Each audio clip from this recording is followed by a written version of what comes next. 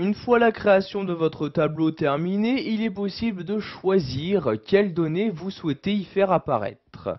Donc pour ce faire, nous allons utiliser l'outil filtre. Donc pour activer les filtres automatiques d'Excel 2010, vous vous rendez en haut dans le ruban d'Office et vous cliquez ici sur l'onglet Données. Une fois cet onglet ouvert, vous allez cliquer ici sur filtrer comme ceci et automatiquement, donc pour chaque cellule d'entête, donc chaque cellule se trouvant en haut de votre tableau, vous allez avoir ici donc des flèches qui vont apparaître. C'est par l'intermédiaire de ces flèches que vous allez pouvoir filtrer les différentes données de votre tableau.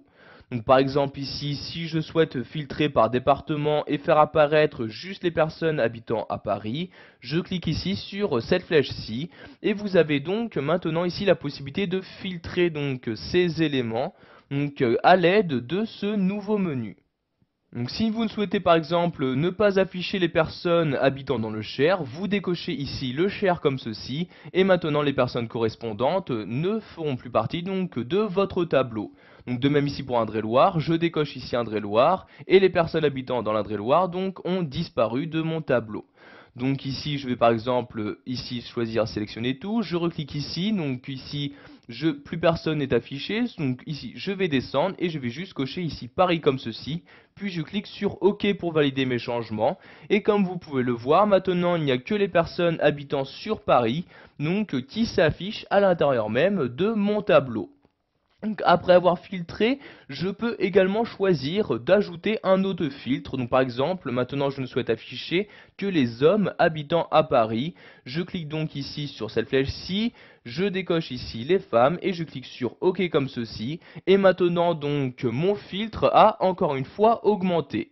Pour annuler un filtre, donc par exemple ici, celui-ci, je clique sur ce bouton-là, et ici, je clique ici sur effacer le filtre, donc je clique ici, et vous voyez, donc le filtre a bien été supprimé. Je vais faire de même pour les départements, je clique ici sur le filtre en question, puis sur effacer le filtre, et comme vous pouvez le voir, maintenant toutes les données de mon tableau ont bien réapparu. Donc maintenant, nous allons voir comment utiliser les filtres numériques. Donc je clique ici par exemple sur la flèche des dates de naissance.